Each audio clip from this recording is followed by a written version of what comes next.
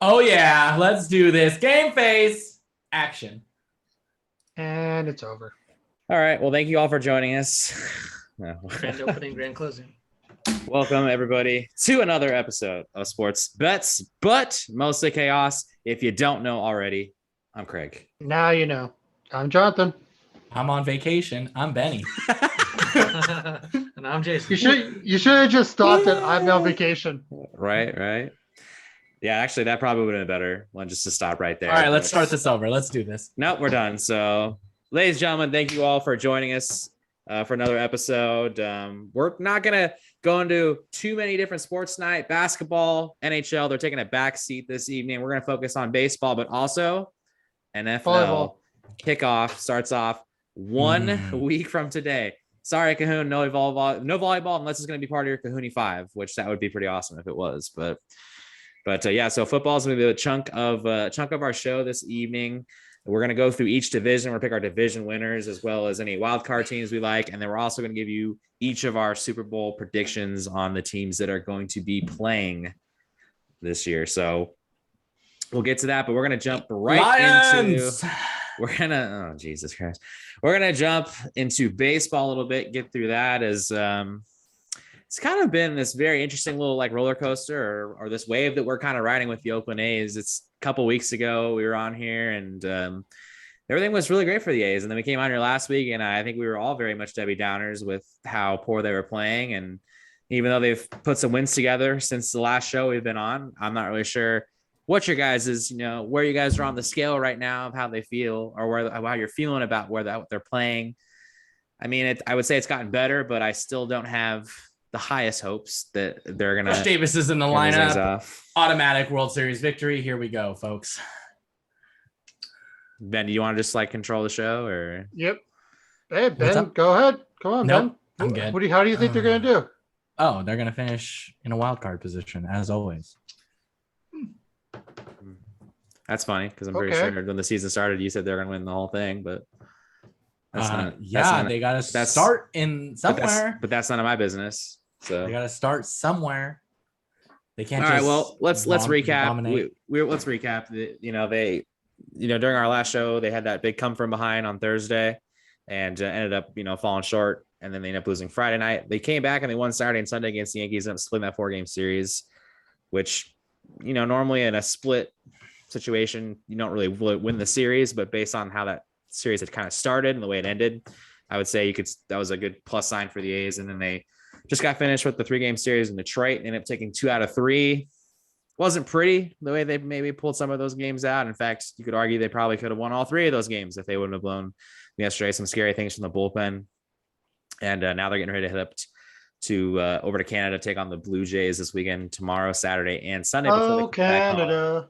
Against the White Sox, as White Sox will come to the Coliseum. So I guess, boys, just your feels. I mean, we got lots of stuff. Chris Davis is back. He made his return to the A's. He ended up hitting a base hit, or was a double in his first pitch that he saw today. So, if anything, maybe sparking the roster, sparking the locker room up a little bit. I think they're all pretty happy to have him back. But I guess just your guys' feel, how the last week of games have gone out and just maybe where are you at right now? Okay. Yeah. They won 2 out of 3 against a bad team. They did what they needed to do. Considering how bad they had been playing, I would have preferred them to sweep that series, but unfortunately they didn't. And now they go up to Canada to play a really good offensive team that they're very inconsistent. Sometimes they'll have a very big smash spot and they won't hit for shit. But sometimes they'll just go off for 15 runs. So it's going to be a little scary, especially with Manaea pitching tomorrow. They've been torching lefties all season. And I think they finished the series with Irvin on Sunday, which that just sounds like a loss. And then they go back home against the White Sox. I feel like they have to win both these series because, Boston just, they're 2 ahead of us right now and they're not slowing down either. So it's going to be an interesting September. Yeah, I kind of agree with what you're saying. I would like to thank our podcast for, doing our Chris Davis question last week, because I think we contributed to him getting called up to the A's. That's huge. they're going up to Toronto without their best pitcher in Montes, probably because of his visa issues. And like you could have said, you got to face 2 lefties, and good luck with that lineup. I still don't see him making the playoffs. Just too much ground, 2 tough series coming up.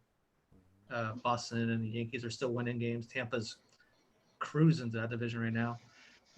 It's going to be tough sledding, even with the nice story that Chris Davis is back. Chapman's been on semi-tear, I guess I would call it. I mean, he's been doing it right for himself. Marte's being Marte.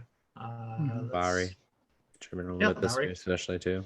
Yeah, especially today. So we'll see what happens. I'm not hopeful, I guess. Too many obstacles, I think, to get into the postseason, in my opinion. Yeah, I think just kind of what you guys are both saying. I mean, they're at a point where they really can't even afford to lose a series the rest of the way I see it, because not only do you need to win a ton of games, they need a lot of help. So we'll see how it goes. I mean, I could see them winning the series in both these games. And so both these opponents they got coming up, but it's going to be tough. And yeah, I don't know. I'm with you, Jay. I don't see this team making the playoffs. And if they do, it's just, this thing gets to be a wild card game. And I think we know that it just doesn't play in the A's benefit. It doesn't play in their favor, whether they're going to be at home for that game, which I mean, highly doubt that. I don't think if they're going to catch Boston, I don't see them catching the Yankees per se. Probably not. But, and then to think about them on the road, I mean, it's crazy to think that, who's the guy going to pitch? Who's going to pitch for them? Is it going to be Montas in the wild card game? At this point, he's going to have to be the guy, right? Yeah. So I don't know. It's going to be really tough to see, but what you said too, John, it's gonna be interesting September to see how it kind of plays out. So, me personally, I know that before they had signed Chris Davis that AAA contract, I really didn't want anything to do with it. And I'm cool with just laying that out there. And don't get me wrong. KD did a lot for this Oakland A's ball club when he was here in the past.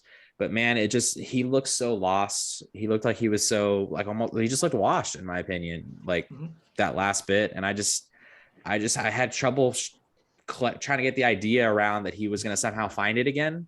So, but I think they did the right thing. He was smashing at AAA. He was hitting a home run every single night for over a week. So you couldn't not bring him up. It was the move that you had to make.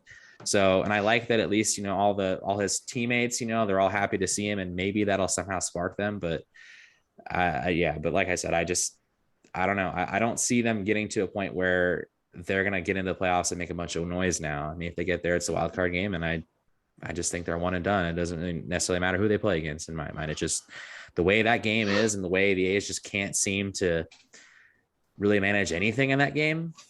It's not looking good in my opinion. So yeah, we'll see. It's a little interesting because it would be Montas would start that, and you could argue, they'll do pitcher by committee even in the wild card instead of just pitching him. They could have Montas go out there for 4 and then have Caprillion go out there for 3 and then have the bullpen come out there. Maybe that's the way to do it. You'll be playing in New York, and we know what happened last time we played in New York in a wild card game. The first inning, Judge hit the home run. And it seems like with the wild card games, it's either, we blow the big lead or we give up the run in the first inning and everyone just quits. It's it's funky with the whole wild card situation. Really, the whole A's with playoffs ever since 2012 has been really funky, and it's unfortunate.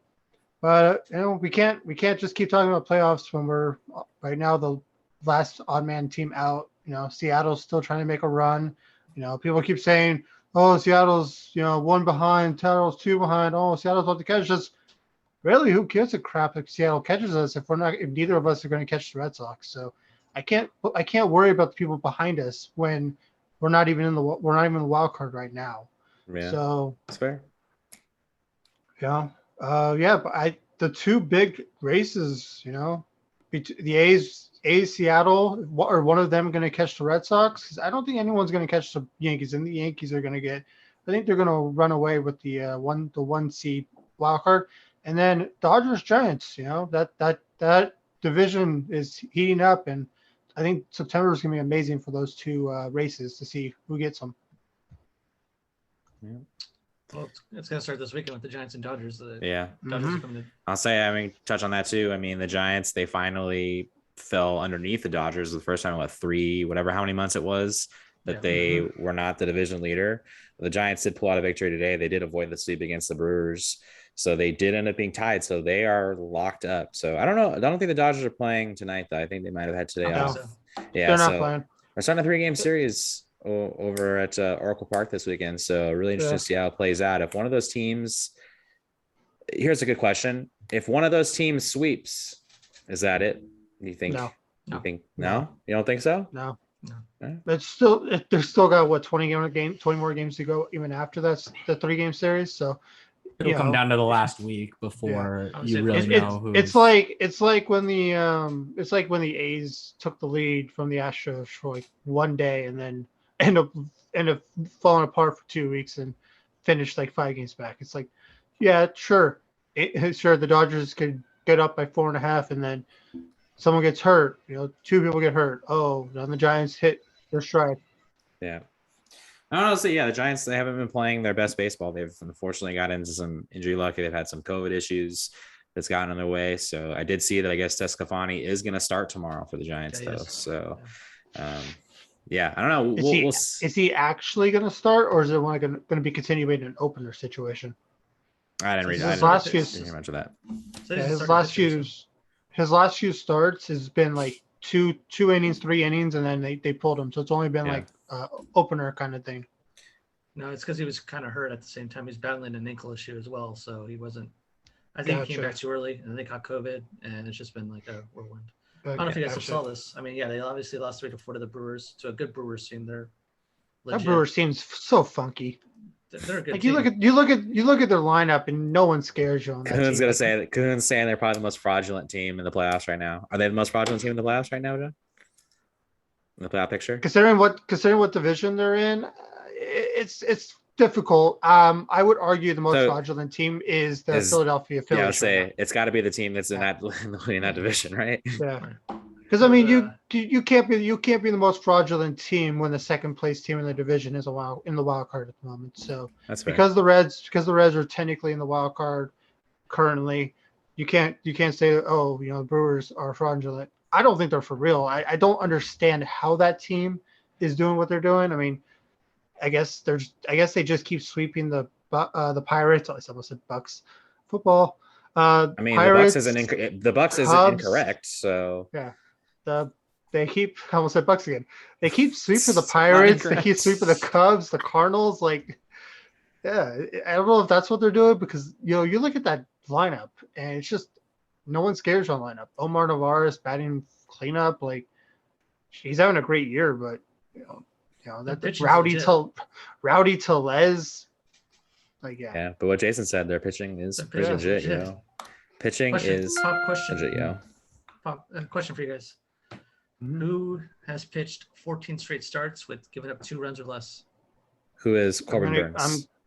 Negative. I'm going to go with Brandon Woodruff. Negative. Try again. Benny, you got anybody? Willie Peralta. Who is Rodriguez? Who's Laureano? I thought you were going to say who is Laureano. We have to, due to substance abuse, we now have to move on from Laureano. Okay. We're moving on. No, it's who is Logan Webb from the San Francisco Giants? Oh, I should have known that. Yeah. Okay. That's a web of lies. We were talking about the Brewers, so I figured it was a Brewers. Trick question for you guys. Yeah, good one. You're Logan hilarious. Webb's been dealing. Honestly, man, if there's a game to be pitched right now, he could very well make himself a case. Oh yeah, no. He's starting the wild card game over Gosman right now. Right. That's for sure. If they start Gosman over Webb, you're asking to lose. Because Gosman, like he said, Gosman said the story's out on him. And everyone's getting to him. He's not the pitcher he was back in April, May, and June. Like, look at John Means. Like John Means was like this amazing ace, and then he got hurt. And the teams, scouting, they looked at that and they paid attention to him. And they're like, okay, what is he doing? And so it's time to change things up and improve. Yep. All right. Well, as we kind of mentioned, the A's didn't have their best luck with the Yankees over the weekend. They did split, but we can talk about a team that did have better luck against the Yankees. That was the team in Southern California. Mhm. Ben, what's going on with the They Angels? found the blind squirrels found a nut. Well, they are pretty irrelevant. Just playing spoiler, making the A's have a little bit of a chance. They did actually take 2 out of 3 against the Yankees, which was pretty surprising, but 2 close victories and then a 4-1 loss yesterday. So, y'all got Garrett Cole. That's okay. yeah, it happens. I mean, at least we got a run. But we've got a Moral victories, 4-game baby. Oh yeah, we got a 4-game set against the Texans, and The Texans. we have to play the Rangers. I'm thinking about football now. No. Well, but then before the Yankees, they did actually play the Padres and actually did split with them in a 2-game set. So that was cool. A little bit of hope, I guess, in a way. I don't know. I mean, you got to just be excited about whenever they can get a victory against a good club. And so Ohtani still sits with 42 home runs. Vlad Jr. has 39. So we're looking to see, We got ourselves a race. Yep, it's getting closer and closer. So And Vlad's about to hit 2 on Sunday, so you just jinxed him. Cohen's Nostradamus over here, apparently. Yeah, apparently. I mean, I see that in his Cohooney 5 or what? But anyways, but yeah, no. So they're looking pretty shitty as always. So there was a scary situation though where Ohtani did take a pitch in the hand, but thankfully he does wear a lot of protective layers on that side, and so it did catch mostly the guard, but still taking a pitch to the hand does not ever feel too great, as Jason would know. With just even receiving a comebacker from Craig in any sort of situation is never fun. So He's not wrong. but yeah, no. So it's gonna be just a shitty end to the season as always, but we'll see if they can just kind of slow down any sort of teams that are in the hunt for a playoff spot and play spoiler, or maybe help assist the A's in any sort of way, because I think they do play them for a 3-game set near the end of the month. So if the A's could look to take 2 out of 3 against the Angels or even sweep them, that would definitely help their chances. So we'll just wait and see what happens. But knowing their luck, they're probably going to lose 2 out of 3 to the Angels for probably the first time this year. So it's crunch time, baby. But yeah, no, that's all I got. Nothing too exciting to report over there. So as you can see, we're just ready for summer, baby. Wow, clearly. look at Coon's face. summer's over in like 2 weeks, dude. What are you talking about? Yeah, actually, that's a valid point. I think you made like ready for winter. It might have been more of a Whatever. better. Ready for puck drop? While you guys are playing in October, we're going to be enjoying ourselves watching. You play in some October? hockey. Oh yeah, because it's a funky year, right? You No. play to win the game. Up to the 3rd. Come on, that doesn't. No. Still Can't do October. No. Not even close. Get the fuck out of here. All right. Well, we could shift our attention over to the gridiron. We got a lot to uncover. I mean, a week from now, we have to go see Cohooney's Cowboys taking on the defending champs, the Tampa Bay Buccaneers. So, yeah, pretty much. So, all right. Well, I think we got division. We're going through divisions here, picking our division winners. Sure. I'm going to see how many times I can just say division, None of you guys have any off the field news to go through? Oh, yeah. Is there anything off-field news we need to go into? So, I mean, well, actually, really quick, Jay, did you want to take like 5 minutes to brag about the Niners' victory over a bunch of third stringers, or? Oh wow. Everyone else does. Because everyone else seems to want to do it for some reason. Jesus. No, it's because it's Christ. preseason, and I really don't give a crap about preseason. And Yeah. Okay. But it's so funny though, because he says that, but if it was role reversal and it was this like, and the Raiders demolished I the bet you I wouldn't. Niners. No, not you. Oh, But I'm talking about Raider fans would be chanting Oh, like as if yeah, they of just won the course. Super Bowl, and it's like oh, just like, for sure. and you're well, like, dude, obviously, yeah. like Absolutely. get over yourselves. Like, and I'm just saying that because Craig doesn't necessarily taking a jab at Jason, but just all the Niner fans out there like, Oh yeah, that wasn't a going direct shot at batshit Jay. crazy. That wasn't a direct shot at Jay. That was just as a whole, like Yeah. This one is. That game. Jason hasn't seen them play that good in a full game since the start of the sport. So he's very excited. It's just the fact that game got so much attention. Like yeah. Right. Did any of the Raiders starter or even most of their guys even make the trip? Did they make the trip there? Like, is it true Derek Carr did not play a single snap? No. No, the whole all of preseason. Yeah, Nathan Peterman was the Captain Checkdown did not play a snap. Nathan Peterman was under center the entire preseason. That's crazy. Yeah. So, what do you think about that as a strategy, as a coaching strategy? No reason to plan, but also it's not like the Raiders are the only one that did it. I mean, there are other teams that did the same thing, right? Did Aaron Rodgers? Cowboys. Aaron Rodgers didn't play anything, right? Did Aaron Rodgers play? The Rams do that too. The Rams don't play anybody. Yeah. The Rams don't play anybody. But I'm just curious what you guys feel in that aspect. I know I found out that's not very uncommon recently. I didn't know that, but I'm just curious what you guys think of that. So look at this. Yeah, we all let John. Yeah. So look at this. So we're looking. Baltimore Ravens. The Baltimore Ravens #1 running back, their star running back, tore his ACL in a preseason game. Done for the season. Yep. Why was he out there? Okay. Plain and simple. Like, why is he out there? He has his role set. He's not he's a running back. It's not like he's trying to work in. He's not a rookie. He's not trying to work in his kinks. No. He actually tore it in the game. Oh. The practice was Akers for the Rams. What about the new running back for the Jaguars, Etienne or whatever? Was he in a pretty too? Travis Etienne, that was unfortunate, but he's a rookie, and you're going to play your rookies in preseason. You're going to play the game.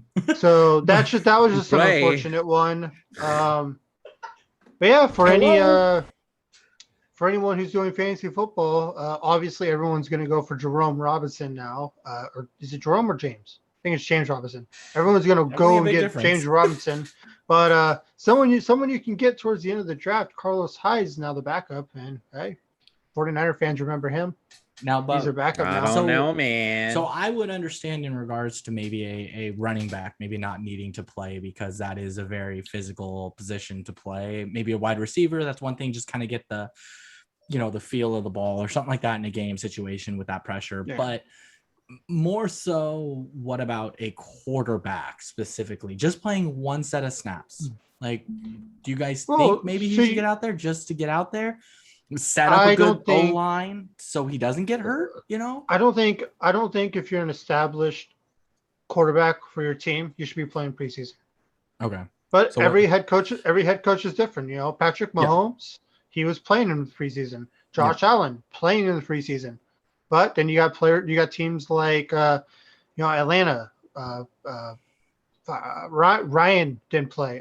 Cowboys, Dak didn't play. Obviously, he was dealing with a shoulder injury, but he didn't play. With the Raiders, Carr didn't play. Back? Is he due to come back? He's playing next week. Oh, he's playing next week. Okay. I wasn't sure how his he'll rehab stuff was coming along. He had an MRI and there was no damage, so they were just taking it easy. And he was just being a little bitch. Got it. Okay. He'll be available. But then you got teams like Carolina. They got a brand new quarterback, Darnold. Okay. He should be playing in the preseason. Get used to the new team, stuff like that. For the new squad. Okay. Yeah, but if you're an established veteran, like Russell Wilson, your team. Should Russell Wilson be playing in the preseason? No, he shouldn't. Aaron Rodgers, no, he shouldn't. Like, that's how I see it. Okay. I think preseason is strictly just for rookies to get acclimated to NFL speed, which isn't even NFL speed yet, and for second, third string, fourth string players to try to get up the depth chart a little bit. But it should not be any #1 players. Like, there's no reason Dobbins should have been out there, and for him to tear his ACL now, it's unfortunate for the Baltimore Ravens. But hey, next man up. Now Gus Edwards is the starter, and we'll see where it goes from there. Okay. All right. Yeah, but do have a couple of news. So for the Vikings, Craig's team, the Vikings, one of his 3. One of my 17. Yep. Yes.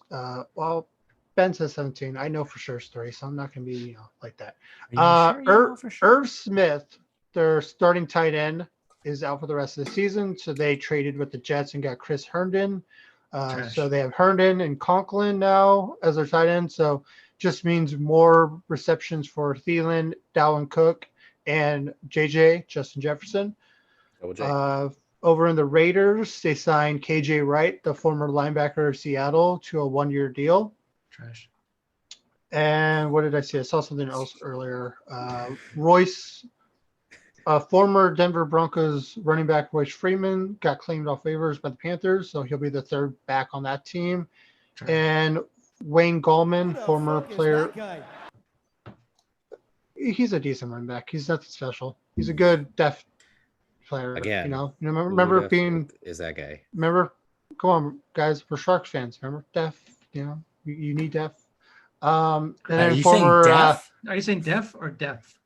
Like I literally heard deaf. Like I heard it too, but I didn't want to. I actually wasn't did think you like at the beginning when you were talking about your player on that report. I really thought like he was a deaf football player. So I was like, I'm surprised that didn't make the media. I didn't want to say anything. I didn't want to say anything.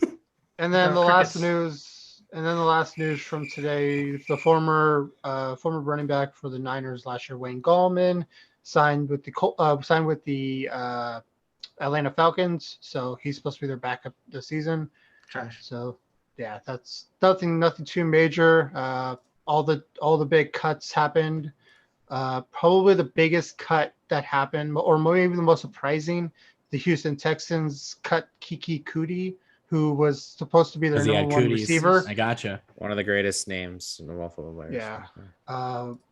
He was arguably supposed to be the number one receiver coming into this season, and they cut him before the season started. So that was very surprising. And then the last news I have for the Cowboys is they cut their third and fourth string quarterbacks.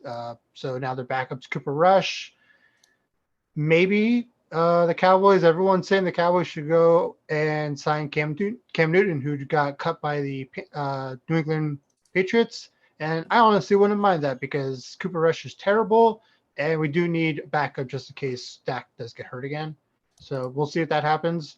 Mac Jones, he's going to be starting week 1, and I don't like that. Don't like it? Well, good thing you're not a Patriots fan. And that's why you're not a GM and you're just a podcast host. Oh. No, he said it, not me. If Cam Newton was vaccinated, he would still be on the team. Oh, he wasn't vaccinated. Oh, that's why. Yeah. And yeah, he got hit. He got COVID last year, missed like 2 games because of COVID, and then this training camp, like during preseason, he got COVID again. And even though it's just stupid. I have to be an idiot. God, I'm not playing. All right, decision winner. Let's go with divisions. All right, here we go. All right, so really quick, is there any particular order you guys want me to do this, or are we just gonna pick it out? Start with the AFC. All right, we'll go. Okay, let's go AFC East, gentlemen. Who we like? Okay. Come on, Ben. You're going first. No, I'm not. I got a low. Yep. I go first. I go first. You said you're here for the comedy. Come on, Ben. Okay, we're going in order. Ben. I'm sorry. Craig, me, John, and Ben. Go. No, he's just gonna copy us then. All right, so I think this one's pretty easy. I think it's the Buffalo Bills, in my opinion. They're the clear best team in this division. I think they're just gonna make another step forward in the progress they've been making. Josh Allen is just a solid quarterback. He's got another year under his belt, ready to go. I mean, the Patriots might have Mac Jones. We'll see how that goes. Dolphins, I'm not a firm enough believer in Tua. I'm not like what I've seen from them. And the Jets, not yet. It's the Buffalo Bills for me. They're winning the division, and they're going to win by a few games. I agree 100% with Craig said. It's Buffalo Bills by a wide margin. I would say like 4 or 5 games. They got talent on both sides of the ball. Stephon Diggs is a beast. They're no joke. So Bills. Yeah. Well, it won't be by 4 or 5. Either Miami or New England's going to win 10 games this year, and one of them's going to make the playoffs. But I do have the Bills winning 12, 13, or 14 this year. So, yeah, easily the Bills winning that division. All right. I'm going to have to go with the Jets. I think they're going to definitely be last place in their division. Oh, look at you. From the top rope. That was good. No, they're done. But yeah, no, I'm looking at their division. It's got to be the Bills. I mean, unless something magical happens with the Patriots, like with their Mac Jones quarterback, if something special happens, then Patriots would be the next one. With the Dolphins losing Fitzmagic, I don't think that they'll have very much to offer this year. So I would say the Bills, but I'm really wouldn't be surprised if it's going to be the Patriots. All right. Mhm. All right. So we're now move on to the AFC North division. AFC North. Are we still in the same order? Am I leading it off again? Or? Sure. Go. Okay. All right. Well, this might be my my biggest surprise pick of this entire one, but I'm gonna take the Cleveland Browns in this one. Fuck, dude, this is so stupid. I'm gonna take the Browns. I just look. Ben Roethlisberger's getting up there, and I know the Steelers are going to be a solid team. I'm not saying the Steelers are going to fall off. I know the Ravens are going to be really good too, but I actually really like what the Browns are doing. I like what they did last year. They gave the Chiefs a run for their money in that playoff game. I know Mahomes got hurt, and there was little issues, but good old Baker Mayfield, as we like to call him, Baker Mayfield, I like their chances. I don't know. I have a feeling this might be the one I get wrong. This will be the one who wasn't surprisingly wrong, but I'm taking the Cleveland Browns. I think they're going to division. It's going to be close. I think them, the Ravens, and the Steelers are good. And honestly, I really like Joey Burrow too over in Cincinnati. I think they'll be competitive. I just don't think it's their time yet. So it'll be a tough one, but I think the Browns will pull it out. I think the Bengals will be good. Well, it's not your turn. I think they'll well, get it's not like your 7 turn. wins. So I was just going off of the Bengals. I too am taking the Cleveland Browns division. Pretty much what Craig said. Baker Mayfield, loaded offense. Hopefully Beckham comes back healthy. You got Travis Landry. You got a two-headed monster at the running back. You got a really solid D. You got Myles Garrett on defense. They're ready to go. Like you said too, Baltimore's going to be in the mix. Pittsburgh, if they can stay healthy, they'll be in the mix as well. But top to bottom, I'm going to go with Cleveland. Yeah, everyone's sleeping on Pittsburgh, and I think it's a mistake. I think they're going to be healthy this year. They have a three-headed monster at the receiving. Deontay Johnson. You got Claypool. You got Juju, and I think Juju, if he just stays off, they had him. But I think the big thing is they actually have a running back this year. They don't have James Conner anymore. They actually have Najee Harris, and I think he's the real deal. And you got the Steelers. They still have the best defense in that division. Top to bottom. They might not have the best players, but they have the best. They have the best top to bottom, and they do have the best. They have the best player in that division. TJ Strong Watt. words from the Cowboys. Better than anyone else in that division. Debatable. Yeah. They pulled the players, and he was ranked as the 9th best player in all of football. Cool. Well, anyway, At least we both going on agree to it's something not more the important. Well, anyways. So I'm definitely going to Not say, bad. going off of what Craig was saying, I think the Bengals will probably get 7 wins this year. I think they'll be a little bit better than they were this year. Okay, that's it. So, I need alcohol.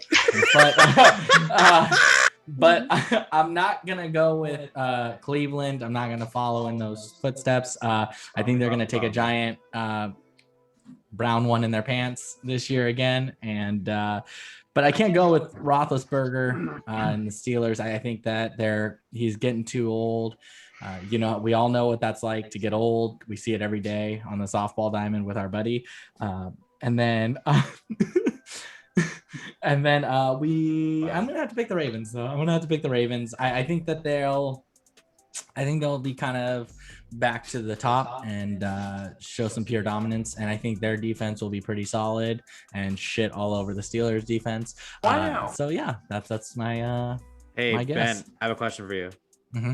Who's the starting quarterback for the Baltimore Ravens? Baltimore Ravens. Yeah. Oh, it's who is Laureano? I mean, at Alright, least he knows it starts with an L. just wanted to clarify. Yep. Nope. No idea. I just know they got rid of Flacco last season. Now, Alright. what team is Flacco on? Isn't he on the Broncos? No, he was on the Broncos, and they. No, that's for Is- He was. He's not and then- anymore. You did that part. Yeah, I don't recall where he moved though, but It's with the Eagles. that was going to be probably my 30th guess. Yeah, probably. He's gonna be starting. He will be starting a game this year for the Eagles. Oh, okay. Wow. right. Wow. Let's keep it going. Let's keep it going. Let's go. Wow. AFC, let's go AFC South. So what the fuck? AFC Where's that? South. So Here we go, So guys. this is definitely gonna going to be. I mean, this is what between two teams. It's going to be between like the Colts and the Titans. It's the Titans for me. The Titans are a solid team. I mean, Derrick Henry, like, yeah. I don't know if I want to even add much on that. Derrick Henry saw. I know the whole coach situation with Carson Wentz. I don't even know. Is he going to be starting week 1 for them? I mean, at this point, No, it doesn't matter. They have the GOAT Jacob Eason playing. So it doesn't matter. Well, unfortunately, Nobody knows who he the is. GOAT ain't gonna Nobody matter knows. this year. It's Tennessee Titans that win the division. Texans, that's gonna be probably a crap show all year. The Jaguars, Trevor Lawrence, obviously he's this next big thing, and I'm sure he'll make some strides, but it's gonna be probably a really tough rookie season for him. I could see them winning a few games, but maybe like 4-12, maybe. I don't know. I don't think he's make that big a difference. So it's not. Sad part is It's not his time yet. It's gonna be the Tennessee Titans winning that division. Sad part is they can go 4-12 and still do better than the Texans. Yep. Apparently, Craig cheated off my notes previously here because I Clearly. too am taking the Titans. I think they have the best quarterback in the division. They have a pretty solid defense. Again, Derrick Henry's in there. They had Julio Jones. They got AJ Brown. They're solid. Yeah, it's a 2-horse race. The Colts, they have a pretty good defense, but they have injury concerns. I mean, Carson Wentz, what version are you getting of him? Are you getting Eagles a few years ago? I wouldn't count on it. So yeah, and like you said, Jacksonville's probably 2 to 3 years away, and Houston is a dumpster fire. So yeah, I'm gonna take the Titans.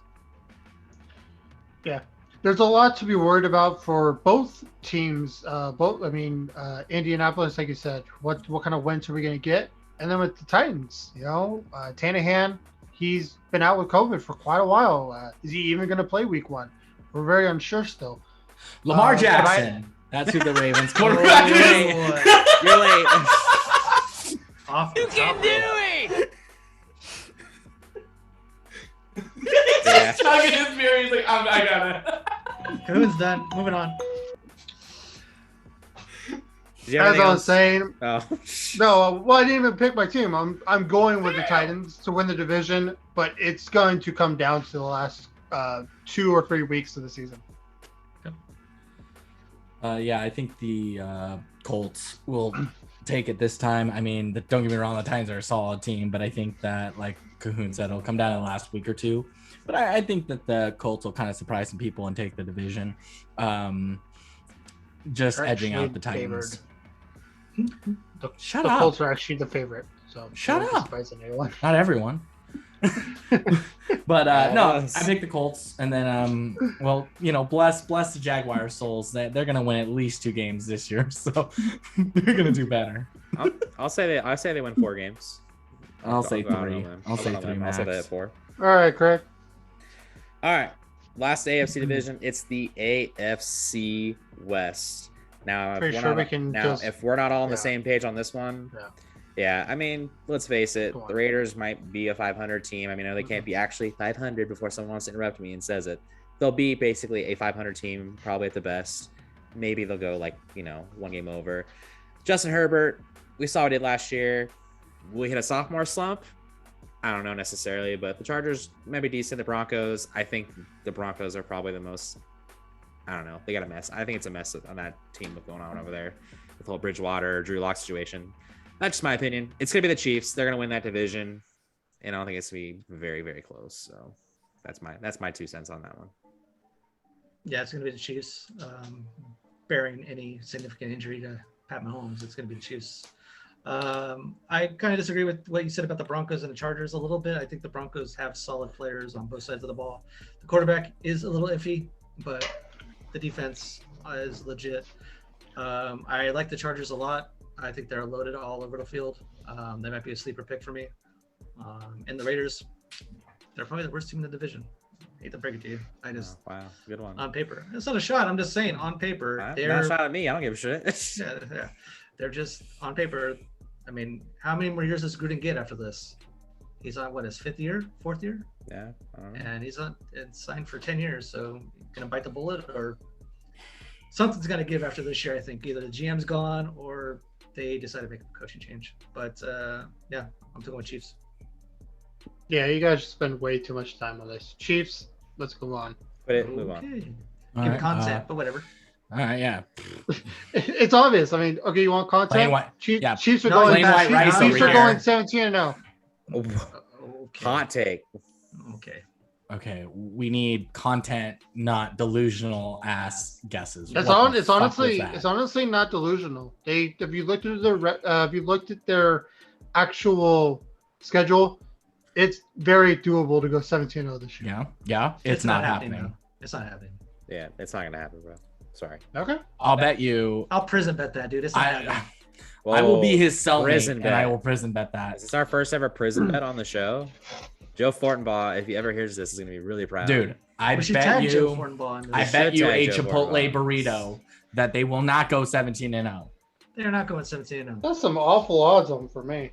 Cahoon's like. I'll off give his you rockers. 6-1 with a burrito with 6-1 odds. Yo, that's 6 Chipotle burritos.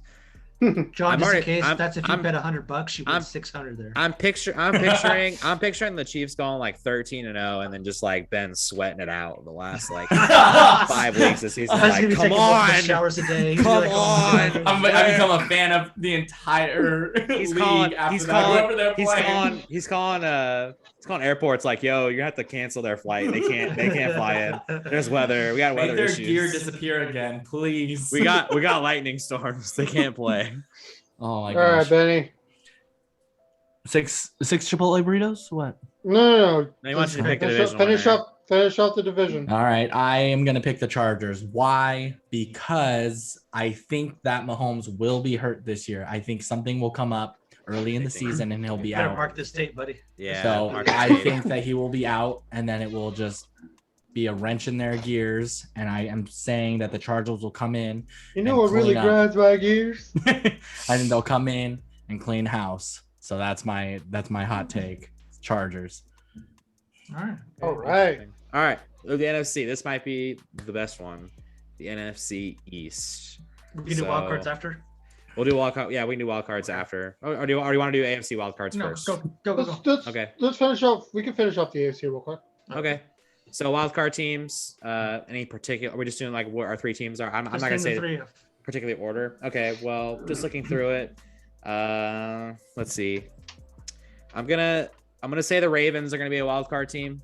I think the Ravens will be there. As much as I don't think I really want to take 2 teams to that division, so I'm gonna say the Steelers are actually gonna miss it this year. And I don't see a Bill Belichick team missing the playoffs 2 years in a row. So I think I just have to take the Patriots. I think the Patriots are going to find a way to get in there. I think they might be my last spot. And then I'll say the Colts make it in there as well. So the Ravens, the Colts, and the Patriots. We'll just, for the hell of it, I'll say in that order too. The Ravens on the top, and then it'll be the Colts, and then the Patriots will get the final seed. So those are my 3. Oh, we finally disagree on one team. Right? My wild cards are the Ravens, the Chargers, and the Colts. Okay. Mine are the Ravens, the Browns, and the Patriots. Okay. Mine are going to be the Titans, the Bills. No, I said the Bills were going to be. Just kidding. Oh, they're going to be so good. They're going to win both. Yeah, they're going to take both. So I'm going to take the Titans. I'm going to pick the Browns. And I'm going to say the Chiefs. Yeah, I would imagine, if you don't take them to win the division, you would say that the Chiefs are going to win the wild card. But then again, you're predicting an injury, so I guess they could just miss it I know. altogether. I mean, I really, you know what? Yeah, screw that. I want to say the Broncos. Screw the Chiefs. Mark that shit. Oh Boom. my God. Boom. Okay. All right. It's fair. All right. Now I can go to the NFC East. So let's start this off. This one, God, I don't. There's only 3 teams in that division. How does that work? Yeah. So I'm gonna ride with the Washington football team on this one. I'm on all Fitz magic on this one. Jason, I don't really care that you want to shake your head at me, but I'm sorry. I'm not taking the Cowboys. And I say that because every time I take them in the pick 'em every single week, they blow it up. So I'm sorry. Like, I'm not taking them to win. I'm not doing anything. I like the Eagles. The Giants, Danny Dimes, maybe, but unfortunately it's not gonna be enough. Watch the football team, Fitzmagic leading it. Wrap it up. All right. I'm not shaking my head at you. I'm shaking my head agreeing with you. Oh. It's the Washington football team. Damn it. That defense is loaded. Exactly. If Fitzmagic can get you to 21 points a game, they are no joke. Love it. Dallas is gonna probably shit the bed. Yeah. I think the only team in the East that can give Washington a run is Dallas if they stay healthy. That's fair. Giants suck. Eagles suck. Yeah, that's my content. I'm taking Washington football team. And on a side note, I do like the Washington football team name. I don't know. It's kind of growing on me. Right? I actually don't mind it necessarily. A team name that they might pick though is it's our Washington Armada or whatever. I was like, I kind of like that actually. There was like 12, but I was like, Armada sounds kind of cool. It's something different. Do you think it's weird that Washington's taken almost a year and a half to pick a name, and Cleveland picked it on the same day that they announced that they're going to be changing? Well, wasn't part of that having to do because someone trademarked a bunch of us. Yeah, they have to names, figure it out. So Like, it's not easy. It's funny. The Indians probably had something in the works already. Where are they? The Senators or something like that? No. The Guardians. Guardians. Okay. I actually knew Funky. All right, let's go with Cohooney. Let's go with Cohooney's pick Cohooney, here. let's see what you pick. that. Oh, Can we just combine Washington's defense with Cowboys offense? Because that's No, now move on. We don't want Washington offense, or we don't want Dallas Washington. offense. Why? It's going to be top 5 in the league. It's just the Cowboys Oh, defense God. is so crap. Oh, here we go. Do you guys not remember how good the offense was before Dak got hurt? Like, it I was just top of the remember league. Amari Cooper dropping a lot of passes. Who's your pick, Cahoon? Yeah, can you just move on to the pick? Cowboys. Okay, great. Moving on. Anyways, Cool. Quit it. Move on. So Oh. my pick is gonna be the Eagles So out of that yeah, division. you guys So are they're gonna- hypocrites. When I say KC and move Run that on, guy. you're like, oh, go give us contact. But then when I was trying to give Sip your beer. It's not your damn turn. You I- guys, well, yeah, because you jumped. Cahoon's in his feelings. Let him talk. Let's go. Cahoon, I mean, Benny's earning his paycheck on this one show. I'll tell you that much. Is it my turn? I wasn't sure. Yeah, you have the talking. Benny. Okay, I'm buzzing in. I'm gonna say, oof. I'm gonna pick the Washington football team. There's just no one else in that division that's even relevant. So, even with I will do Chipotle burrito on this one. Let's not pretend that when you first started talking, Ben, until John Reppy, you were saying you were gonna take the Eagles, and now you're gonna. No way, Washington loses this division now. I don't know what you're talking about. There's no rewind. I don't think we can really. Oh, it's cool. Anyways, playback, baby. Yeah, so I'm gonna pick Washington football team. I think they will have a better record than the Cowboys by the end of the season, and I will bet you a Chipotle burrito on that, Cohooney. Okay. Boom, We locked got it a in. lot of. Oh, we got a lot of bets going. Is on. there only one so far? Is that the only one that's locked in? Actually, there's actually a lot that I have that he hasn't paid me up on yet from like the A stuff. That sounds fair. Oh yeah, we're You guys can take it off one of air. these days. It's fine. Yeah. Yeah, one of these days I'm just gonna have a buffet of Chipotle in front of me. Yep. All right, what's the next division? All right, so next up, moving on to the NFC North, and yeah, I just don't see anyone beating Green Bay. I think Minnesota is going to have a better year than last year. I think they had a really disappointing year. I think they'll be better. I mean, a lot of it does kind of depend on how healthy Dalvin Cook stays, but I just don't think it's smart to bet against Aaron Rodgers coming off an MVP year. I know there's the whole mess going on with him and the team. It's probably his last year, depending on who you ask. I think Cooney will tell you it's his last year. So I don't know. I don't think Chicago's quite there yet. I don't know the whole thing of Justin Fields. Is he starting? Is Andy Dalton starting? I don't know. It's a mess. And the Detroit Lions, I'm sorry, but Jared Goff is not going to propel that team into winning that division. So it's Green Bay. Once again, I agree with Here we Craig. go. I agree with Craig. Maybe you two should just go together at this point. You know, just He picked me to start, so Yeah, I mean that's Green Bay Packers. I'm an Aaron Rodgers fan. Everybody knows that. Cal Berkeley alum, you know.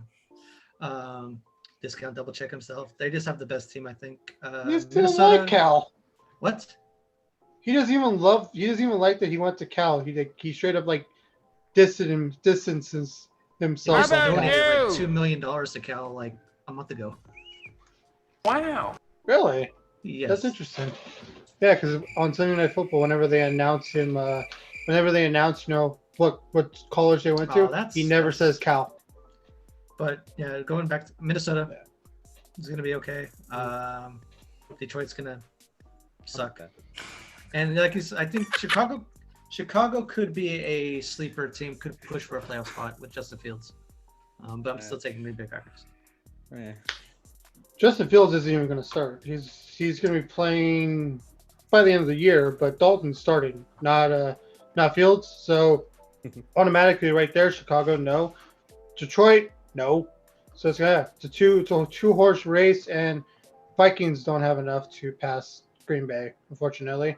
I would rather see Green Bay in the playoffs than the Packers. The Packers are kind of turning into New England just without the titles. Like every single year they win the division. It's just getting old.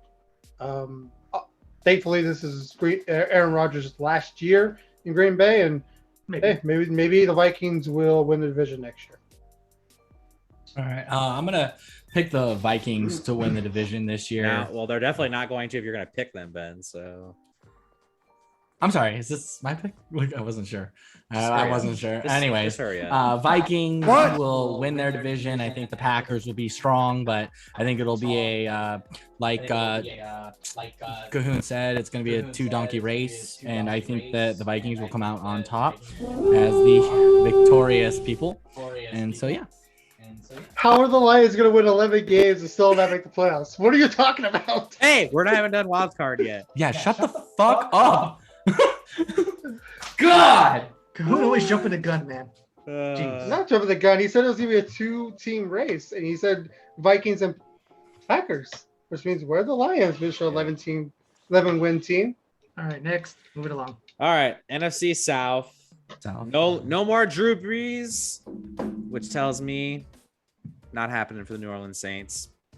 Tampa Bay Buccaneers, defending champs. They still got Tom Brady, I think. Jay, come on! You really think I was gonna pick against the Bucks? I mean, picking against the Bucks in the Super Bowl cost me like a few $100s, so not gonna do it. Not gonna do it right now. So the Bucks are winning that division. Blouses. Yeah, it's gonna be Tampa Toms winning the division. It is what it is. I mean, the Saints with Jameis Winston, Matt Ryan and the Falcons, they got some talent, but not enough. Bucks are loaded, straight up.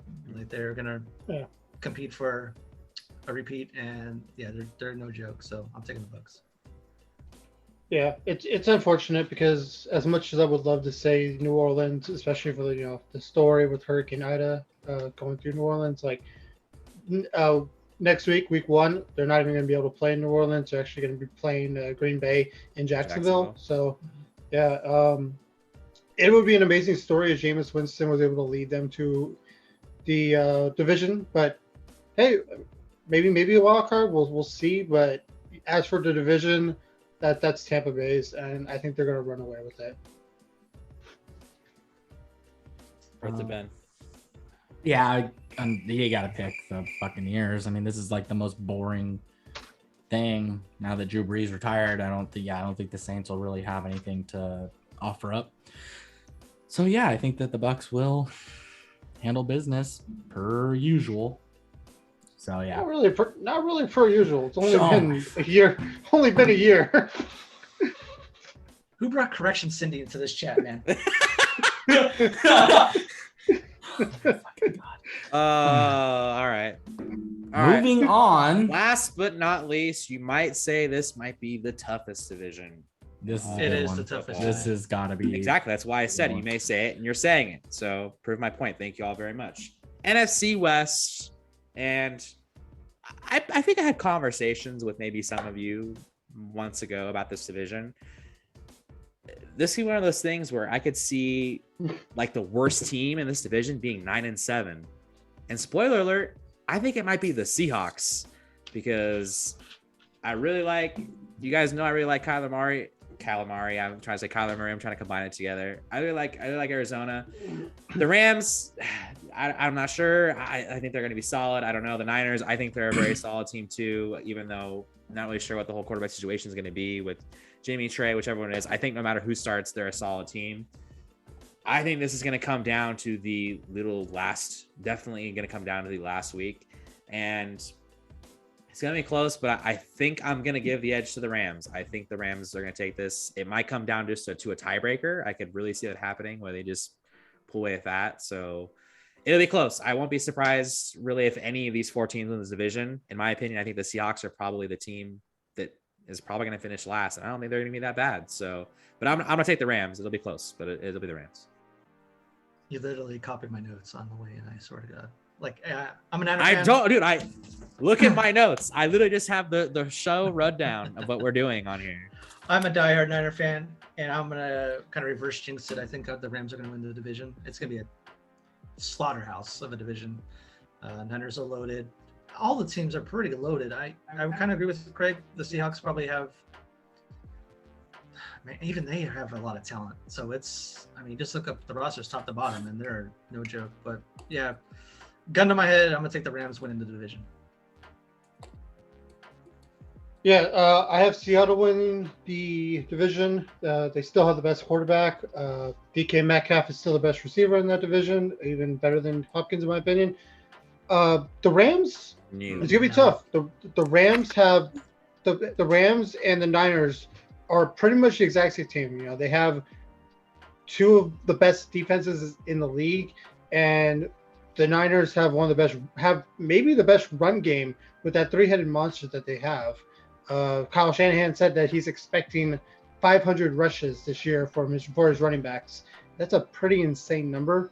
While the Rams finally have a quarterback in Stafford, and Cooper Kupp, and you got Robert Woods over there, and Gerald Everett. Like, they're going to be really good. And I agree with you, Craig. I think that a team is going to go 9-7 and miss the playoffs. But unfortunately for me, I think it's going to be Arizona. I still think they're 2 years away. Don't roll your eyes at me. I really like Kyler Murray, but he's still young, and he still makes a lot of mistakes.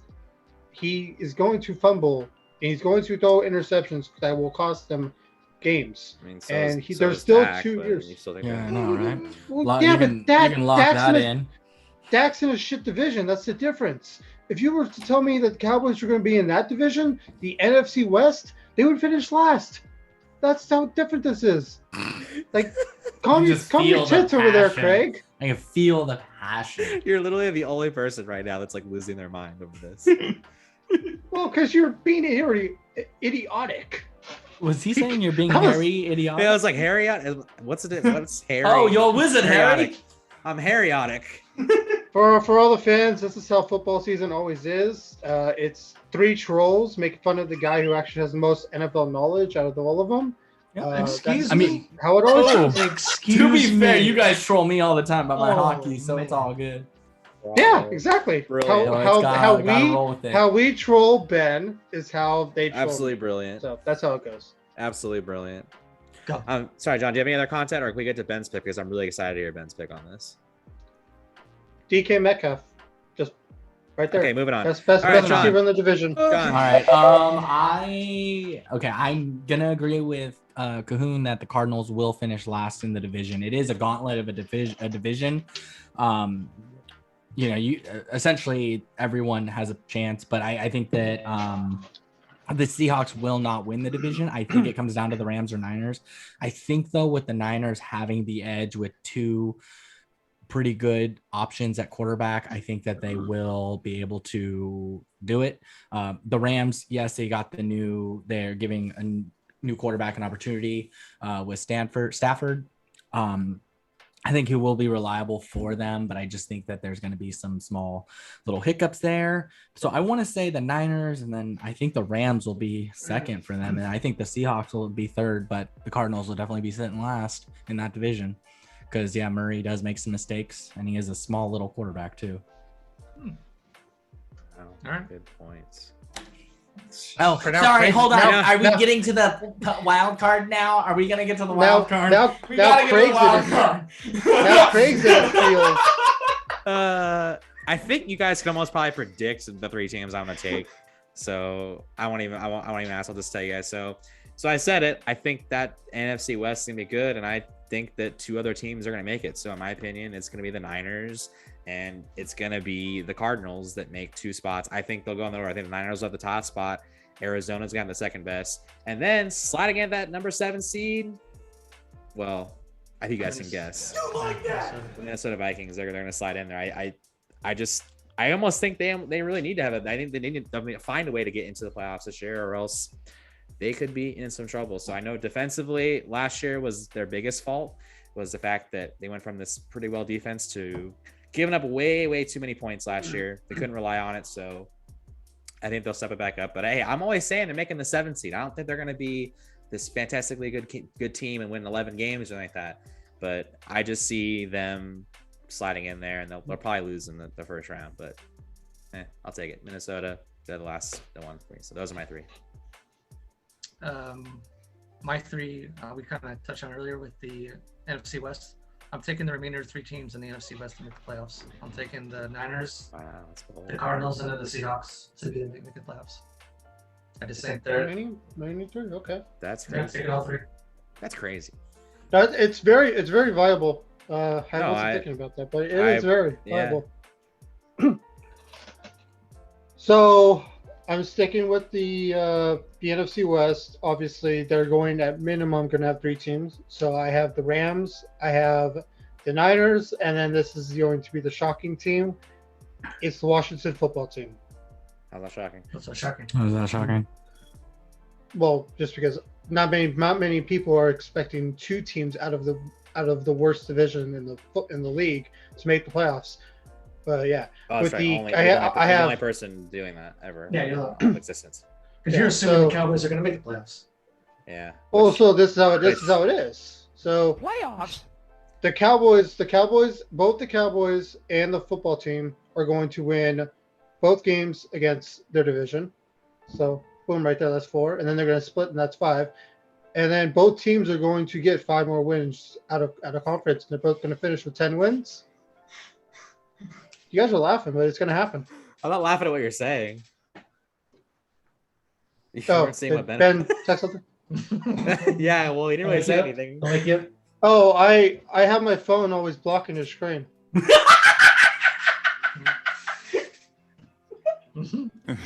Oh, take that Always. lion shit off. I've literally had it on the entire fucking time. Well, Yeah, and I've clearly had had my it phone blocked. blocking the screen this whole And time. you go ahead and just block me again. Just go ahead and block me. Are we good? Yeah, I think. Yeah, it's your turn. Okay, so I'm gonna say that yes, 3 teams are definitely gonna be representing a division. I'm gonna say that the Rams will be a wild card team, and also the Vikings and I picked the Vikings. The Packers and the Lions will be wild card picks. Cowboys will have a respectable 8-8. And you know what? 8-9 record this year. I'm not even gonna give them the tie. 8-9. So call on that shit. Swoosh, swoosh. Swoosh, swoosh. Jesus. All right, Gregory, Super Bowl pick. All right, Super Bowl picks.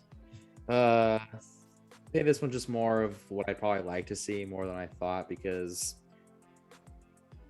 AFC, I'm going to take the Bills. I mean, do I realistically think they're going to probably overcome the Chiefs? Probably not. But I don't know. We'll see how the season plays out. I'm hoping that the Bills can overcome it. I really wanted to see them do it last year. Unfortunately, they were outmatched by the Chiefs. They're not there yet, but I think they're hungry. I think they're ready to go. And I think if they stay healthy, I mean, they're going to be in the AFC Championship game with the Chiefs again, the way I see it. So just find a way to win the game. Unfortunately, I think it's probably going to be in Kansas City at Arrowhead again. So they're going to probably pull it out on the road. But I like the Bills. I'm hoping they can get it done. And NFC, I was tossing around, and I don't know. I think I'm just gonna take the Buccaneers to go back. So I think it might come down to the Bucs and whoever is the remaining team remaining out of that NFC West, whether it's any of those 4 teams really. I think it might come down to them and the Bucks, but I just think what you guys are saying, the Bucks are still loaded really on both sides of the ball. So I don't really want to pick against Tom Brady right now, not at least until maybe I see him play a little this year and see that team and see exactly what they look like. But yeah, I'm gonna take the Bills and the Buccaneers. Shocker. We agree on one team, not both, but I'm gonna take the Bills in the AFC. I think. Let's go. I think it's their time. Like we said, we're loaded.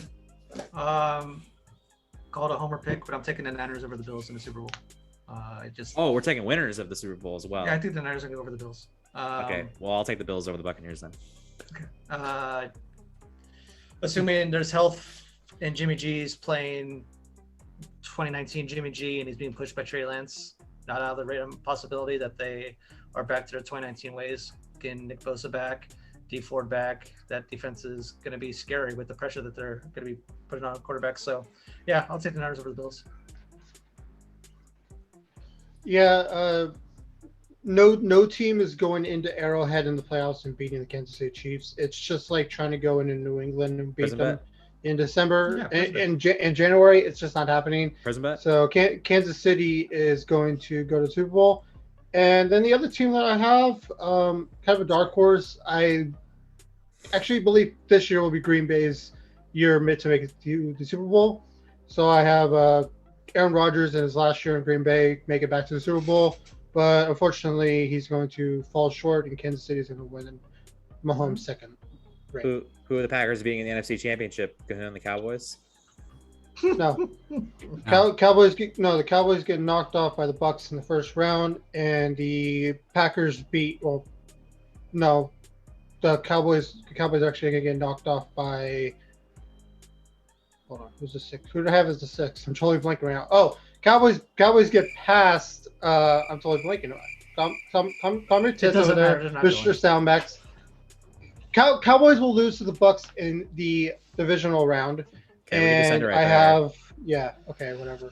You asked me a question. I'm asking. I asked you that. I just asked you if they're gonna beat the Cowboys, and you said no, and then that was it. We could move on from that. That was the only question that I asked. He created an entire playoff bracket in his head of that. You wanted to continue the conversation going, trying to cutting into Ben's time of talking. It's Ben's turn. You're the one who was asking for context, so I was giving my context. I just asked you to answer the question. You answer it, then we move on. Whatever. And then I digest. That's it. Oh boy. Well, anyways, let's see here. Good luck getting to work tomorrow. The AFC, I'm gonna pick. I'm gonna have to pick Detroit the Bills. Lions. I'm gonna have to pick the Bills. I think that they'll just kind of breeze through it. And then out of the NFC, it's kind of an obvious pick for the way that the playoff bracket's going to look, but I'm going to pick the Lions to beat the Bills in the Super Bowl.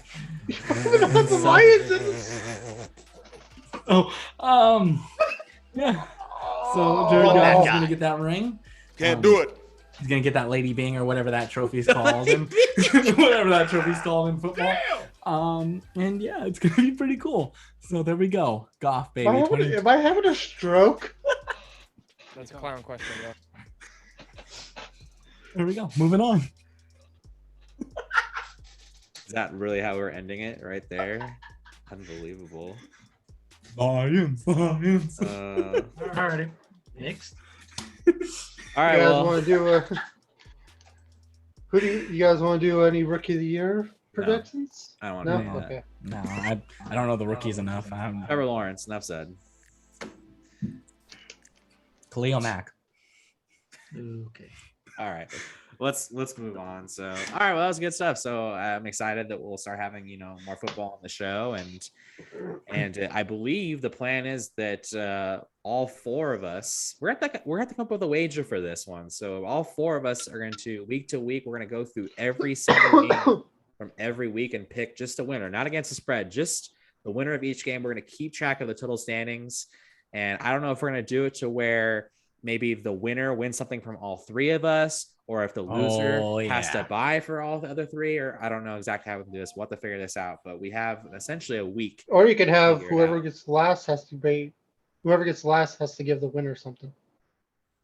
Just the winner or the three ahead of them? Just the winner. Just the winner. Just That'd get having really having to pay all three each week could get a Not little each week. pricey. I'm talking about each week. Oh, at the end I of thought it? we were. I'm saying no, it's oh, overall standings at the end of the. at the Oh, end I of thought the we were. year. I thought each week we would go by game of that night of that week, and say who we think we were going to win. No, I just think that I thought that's what you were think, saying. Well, I think the problem with that is that we'd have way too likely to have like a tie every single week of who wins or who's in last. And I think when you get to overall standings, it'll get separated out more. And I think we'll probably have a way more clear like who won and who lost. So and then we'll post okay. on Twitter each week our picks, Overall records. and then we'll have the up to date it'll be on list our and Twitter everything page, and so, the but records, and then But by the end of it, we'll have some sort of a victory prize. Okay, yeah. We'll go through all the games, like on the show, like on the Sundays. I think the Thursday game is one where we'll have to probably do ahead of time. We'll have to figure some way. Like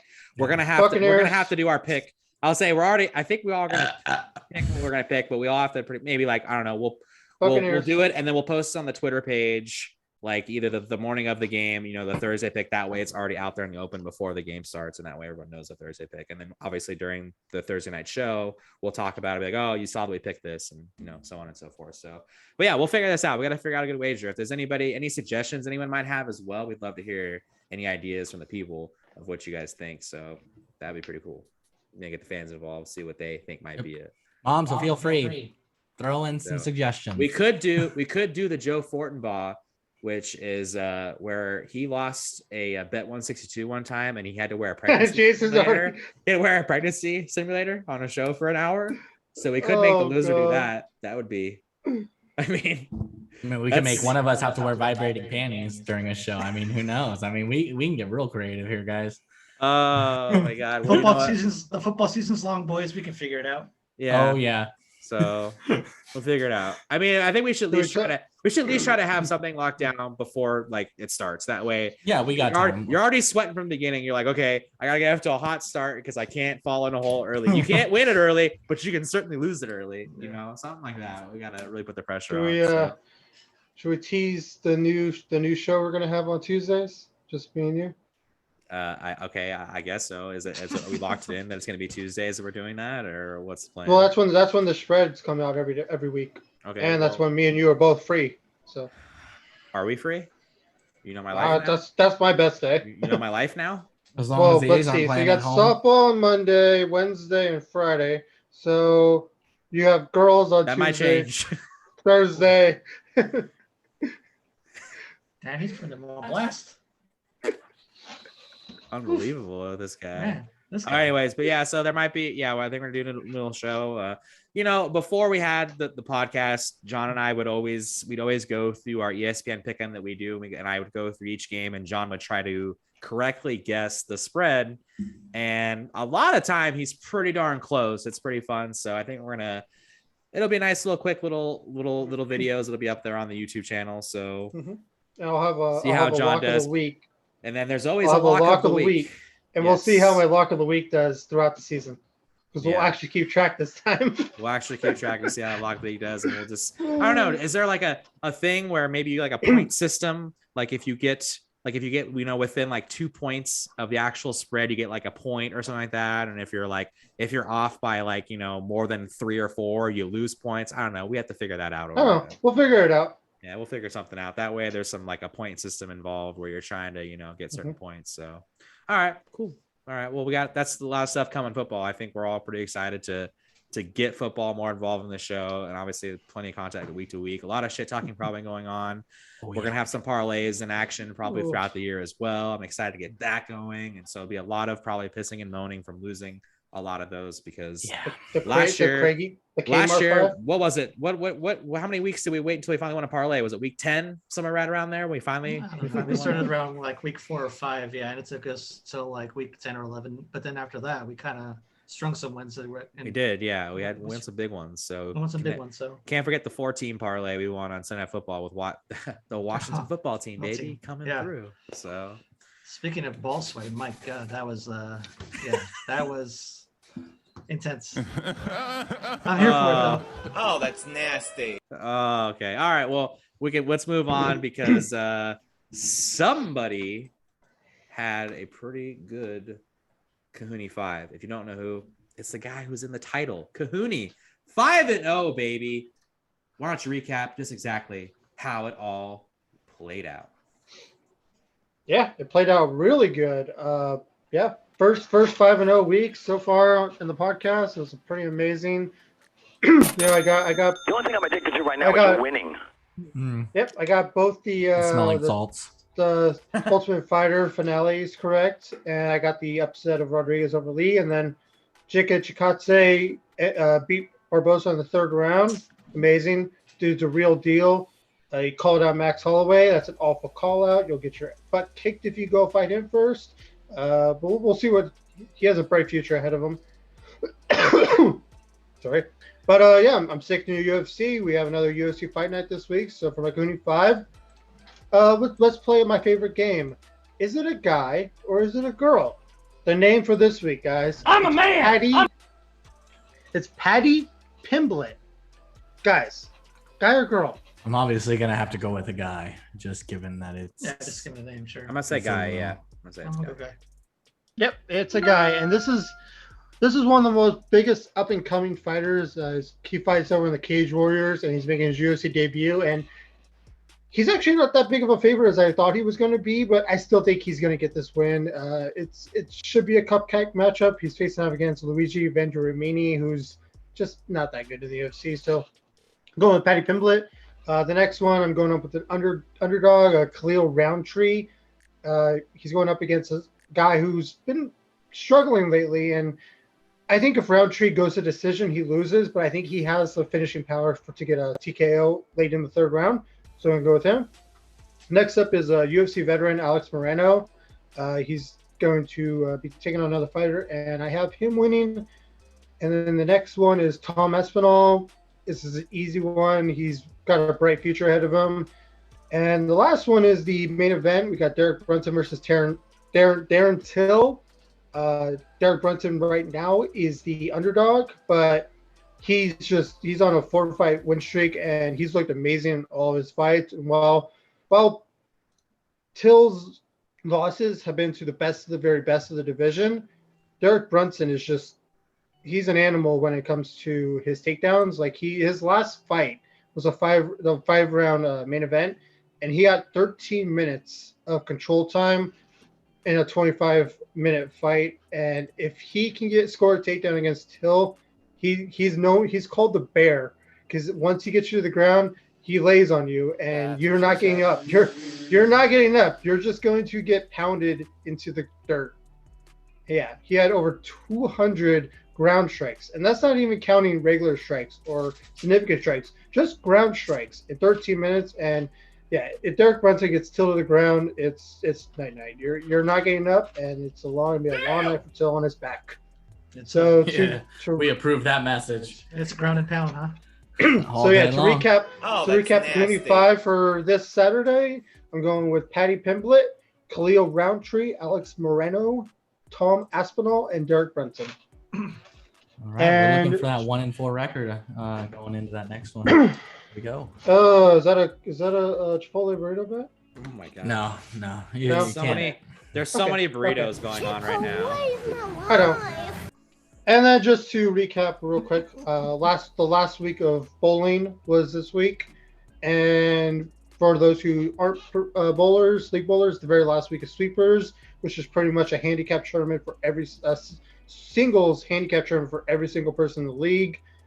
Fortunately, I did not bowl good enough to get first, but I did bowl good enough to cash, and we ended up finishing in second place overall in the league. So not bad for my very first ever league bowling lefty. I finished with a 184 average. I was expecting to finish with around 170s. I would have been happy, and for me to finish with a 184, hey, I'm really happy with myself. So next we have this. Thank you. We have this week off with Labor Day, and then the next season starts the week after. Nice. All right. All right, so we can move things off over to softball. We had 3 games to go over. We'll start off with last Friday, our pitches and brews with the regular season finale, and really was one of those games that when standings wise didn't matter. We were pretty much already locked into the 3 seed. We're going to face Peppers in the first game of playoffs. It was locked in, but it was one of those let's see what you got kind of games. We got a rematch against the Outlaws, they'd beaten us pretty good a couple weeks before, and the game did not get off to a good start. They scored early. They got a crooked number up on us, and I want to say it was 6-0. I think maybe in the first 2 innings. The bats started coming alive. We ended up getting the game tied at 6-6, and it was kind of locked up. Really, like there's a couple runs here and there, and then we ended up getting to the 7th inning, and it was 10-8. We were trailing. Unfortunately, in the top of the 7th, they ended up putting up 6 runs on the board, so they went up 16-8. We couldn't put any runs on the board in the bottom half, so unfortunately, we did drop that decision 16-8. So we ended up finishing at a 6-4 record, and no playoffs tomorrow because Labor Day. We also moved it back another week, so no playoffs on the 10th as well. One of the teams couldn't play the 10th, so we moved it back all the way to the 17th. So now we got like a few weeks off where we can play, and we'll play the 6:30 game against Peppers. If we win, we will play in the championship game later on that night at 9:15. So we will see how that plays out. But I can fortunately say that that was the only loss I can report as we now shift things over to Mondays. It was a pretty big game for our pitches. A win was going to get us the 2 seed locked up out of 7 teams total, no matter what. The 2 teams ahead of us were playing each other. If they somehow would have tied, which that sounds funky, but one of those teams has tied twice this year. So it wasn't likely out that it couldn't happen.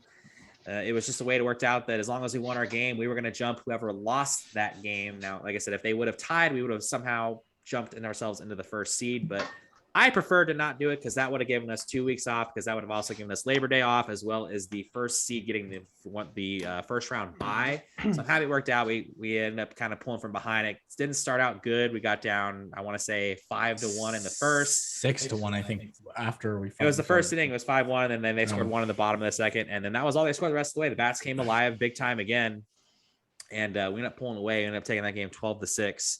So it was just one of those electrifying wins, I think, for our team. And I think it's been a solid season for us. We've had really one bad week. It was just unfortunate that we played a doubleheader of that. So, I mean, those were 2 losses in one night. So we've been solid. So our regular season record finishes at 5-2-1. We'll open up in, I guess, a week from Monday. I want to say that's like what the 13th. We'll open up against the 7 seed. Nopolitos. I don't know how if that's it, but they went 0-8. They lost a lot of really close games. In fact, the one game lost us, so we lost 14-12. So I'm sure it'll be a competitive game, but we should handle our business, and we should move on to the second round of playoffs, which will be on the 20th, which is likely to be Life West, depending on how you see the rest of the season playing out. So it was a pretty big win for our team there. Excited to get playoffs going. And then we shift to last night on Wednesday night. It was what I would maybe call a championship preview between us and No Glove, No Love. We went into that game. We were both at 3-2, tied first place, our division. The 2 teams that were below us were 1-4 and 0-5. And, you know, they're relatively newer teams, and they were pretty much locked up to be the bottom 2 or the top 2. And, you know, so really it came down to whoever won that game between us last night was going to have, you know, home field advantage. And another game that kind of started out a little weary. We got down 4-1 after 1 inning, but fortunately for us, that was the only runs that they scored the entire game, and we ended up run ruling them 19-4 in 4 innings. So we really carried away. The bats, they woke up and they didn't stop. Defensively, we were solid. We were turning double plays, and yeah, once we had the momentum in our hand, it was just full speed ahead there. So we propel ourselves to 5-2 now, with a 1-game lead for essentially the first seed going into playoffs in a couple of weeks. And the way it worked out is that we were able to win that game by as much runs as we did, is that even if we do slip up next week and lose, and even if No Glove, No Love wins, we'll own the tiebreaker because we have the run differential, because even though we lost to them earlier in the year, it was only by 6. We beat them by more than 6. Therefore, we are locked in as number 1 seed. So next week will be just a nice little tune-up game, get ourselves ready for playoffs, and then we'll open up 6:45 in 2 weeks on the 22nd or something like that, or maybe, I don't know. No, The 15th. 15th. The 15th, yes. It'll be the 15th. We'll have our playoffs, so we'll play the 6:45 game, and we'll play the 9:15 championship, and I would assume it's against No Glove, No Love. So, but definitely did not expect the game to play out the way that it did last night. But I would say I'd be very shocked to see if that game happens again, and when we play them the next time. I think they're going to be ready to go, and they're going to be in for a battle. So, but that'll be exciting. I think it'll be a really good game. I think it'll be just a fun overall game, and that's the thing that's been great, is that I think the overall competition for both Mondays, Wednesdays specifically have just been so even across the board. I mean, yeah, there's maybe a couple of teams on Wednesdays that's definitely above, but one of those teams is copping up 7 runs before the game even starts to every single team they play. So that definitely levels the board quite a bit. So I guess, fellas, anything you want to throw in, whether it's Fridays, Mondays, Wednesdays, anything you want to contribute, how you guys are feeling about the softball squads? Pretty excited. Pretty excited. Not much to say. Felt like yesterday was my best hitting performance I've had, even though I technically only got 1 hit, just because fielder's choice on the first one and then an error on the last one, but still really good. Something I do have noticed is that, I'm out there in right field, and I feel like I have a decent speed to where I can make up a lot of ground. So a lot of times I'll be playing like closer to center than really right, and I could hear the dugout of the other team going, "He's hella shallow, or he's hella wide. Hit it to right, hit it to right." And if I can hear it in right field, Craig can hear it. So what do you do when somebody is trying to hit it to right field? You jam them. You pitch them inside. And I think that's really messing other teams up, because if they pull it, and then our best 2 players, you got Haley and David over there, and they're catching everything. Sure, in the first inning we got 1 ball by us, but then we didn't allow another ball the rest of the game by us in left field. And I think it's a really good strategy that we got going right there. No, that's pretty good. Been pretty pleased with our defense abilities on Mondays. Jason, especially with some of his big plays he's been making, just been kind of turning a new leaf, I think, and just he's looking pretty youthful out there, making some pretty. He got a home run yesterday. Don't care. I didn't see it. Didn't happen. No picture. Didn't happen. Yeah, he did hit a home run last night. But and it wasn't one of those like double and an error. I think that was a solid. No, home run. that was a solid home run. Yeah. Oh, right, yeah. Over the right fielder. I'll get him the trophy here. Hold on 1 sec. Oh, Jesus. Oh, this should be interesting. We need a So censor. I'm gonna get this for him. So we'll give this award to him, but because he can't be here right now on this camera, I'll accept it on his behalf. But he would say thank you very much, and hope to get another one. So it's pretty awesome. But anyways, moving on. So I think our Monday team is looking pretty good. Our defense is really locked in when we really need to. I think it was a big thing by Will after that kind of a rough first inning. It wasn't like he necessarily played his worst or anything, but he kind of took a step back and realized, you know what, let me just get someone else in there at pitch. And then our defense just locked it down. It was really big at short and third. Even Craig, you at pitcher to make that dive and make a good toss. And it's all about not making too many crazy plays, not trying to overdo it. If it's not there, we're holding on to it, being disciplined, allowing just a single base instead of 2 or 3, which we tend to do at times. And so I think it's pretty good. I've been really happy. And like you said, it's very competitive. Everyone's pretty even across the board. It's really anyone's championship this year, but I really hope and feel like this is going to be our season, and we can, as long as we just play the way we play, and I think we'll be really good. All right, guys, I got to step away for a sec. I'm sorry. My Instacart just showed up, and I don't want to leave that outside on the porch too long. Yeah. Give me a beer. Yeah. I'm sorry. His Instacart, is that for him to get a little boozed up for his OnlyFans later or what? Okay. Yeah. Well, unfortunately for John, and I guess for all of us, the next segment would require him. So I guess, Jason, they covered Wednesday. Ben covered Monday. I guess you're going to talk about Friday a little bit. Yeah, Fridays, it's tough. I mean, they got a lot of good teams. I mean, not a lot, but they have a couple good teams. Maybe They're- three really They're good just teams. really good. They're just really good. We have to play at our best to. Oh, look at this guy. Get you that Oh, award. There thank you you. go. Thank you. There you go. Drink out of it. Cheers. okay? Like a Stanley Cup. Huh? Yeah, Oh, just drink on out of God. it, I'll okay? pour right in here. Make sure put some Metamucil. Okay. No, but Fridays is really tough. They got some good teams. We have to play our best to win. We'll see what happens. I don't like the whole 2-week off thing, but it is what it is. And luckily for us, some of us, we play multiple nights, so it won't be too much of a layoff, but it's for people that want to play one night a week, it's going to be a little different for sure.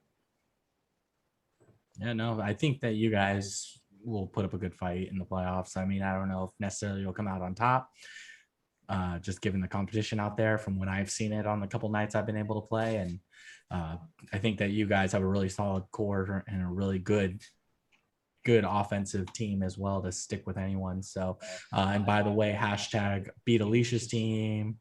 All right. Because me and Haley and Steve and Alex and those guys weren't really able to do that on Friday. Yeah. Well, I mean, that team hasn't lost since like 2006. So Sounds about right. that would be pretty insane if they were to lose. Well, we're going to have to check them for sticky substances and also for performance enhancing drugs. So, a low grade beaver tranquilizer. Oh, God damn it, Bernice. It's like so funny how like spot You on, are one pathetic loser. like just how spot on that like your like cry sounds just like Oh, the yeah. movie sound. it's pretty solid. I've really had to perfect it over the ages. Once puberty hit, that really helped. And by the way, fun fact, folks, for our viewers, Jason has Finally never puberty? seen Dodgeball. Wait a minute. Are we being dead serious right now? dead serious. You haven't seen Top Gun? What? What? Yeah. I can't do the rest of the show. I'm out. All right, good night. I'm out. Like this is literally the worst thing. This is like the worst news. Like you could have hit on with me. Like What was the other movie you haven't seen? He's in. I haven't seen Step Brothers either. Yeah, he hasn't seen Step Brothers either. Like, Look at the disappointment. oh yeah, no, I knew this was gonna stir the pot, like for sure. I just wanted to cook that grenade and drop it on in there and just be like, have fun. Run that guy. But yeah, no. Speaking of run that guy, what did Cahoon do, man? Jay, seriously? I'll He had to go run to Bevmo. like a bloody accident. Come on, man. That's crazy, right? Unbelievable. All right, back to the segment. Sorry, Where guys. we at? Where we at? I You didn't made miss I made that drop off time back when I thought we were gonna be way earlier than the start time that we actually had. You're fine. All right, well, All right, don't worry moving on. because we're getting close to wrapping this baby up. But before we do, it's the weekly segment. It is the return of Hit It or Quit It. You know what, Jason, guys? what? I'll give you guys a question first. How many questions do you guys want? 1, 2, or 3? Well, does anybody else have any other questions? I have none. Ben I has have none. one. You don't have one? How many? I had one. Okay, yeah. I had one, which I could do it. So So do you want to do two then? yeah, you Yeah, do do two. the other ones? Sub two. for me. That way, And yeah. yeah. Start off with Jason, and then Craig, and then John, and then Jason. All right, I'll start it off. John mentioned it earlier.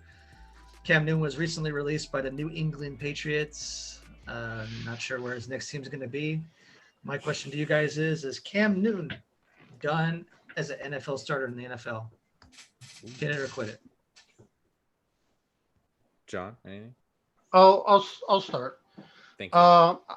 I'm going to quit it just for the is he done for like the next year or two? Yes, but I think that he still has Andy Dalton is starting right now. Teddy Bridgewater is starting right now. And they were both backups in different places for a couple of years, and then they got a starting job. So I could see the same thing happen with Cam, go have him back up somewhere, and maybe he gets an opportunity, and then he does good, and he gets a starting job on a team that's rebuilding. And so I think Cam is still got enough years in him to where he'll get at least one more starting job somewhere. Okay, Craig. Yeah, I'll follow suit on that one. I think another thing they play out too is injuries too. Someone's quarterback goes down. Cam could find himself there. Why is that funny? That's not you. Oh, okay. It's me. It's not you. It's me. Okay, that's nice. But yeah, I don't know. I mean, I don't think Cam Newton's like a great quarterback, but yeah, I don't know.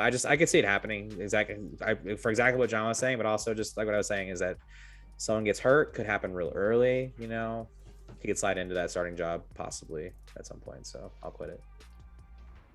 Yeah, I have to follow. So he's too young, and it's too early into his career to say that he's done. I think that yes, him not being vaccinated is a big red flag to certain teams' interest into taking him because of the hits that he'll have to take and the teams will have to face in order to make him eligible to play. But I think that, injuries are a huge thing. I think that Dak will get hurt again, and then the Cowboys would be more than happy to accept him as a starting quarterback. So, I think that he will definitely be seeing some playing time, possibly this year. But I think by next year, he'll find another home. Okay. John's keeping receipts. Yeah. So, yep. Hitting it.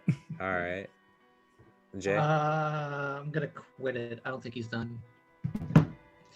For multiple reasons, like John said, Andy Dalton's still quarterbacking.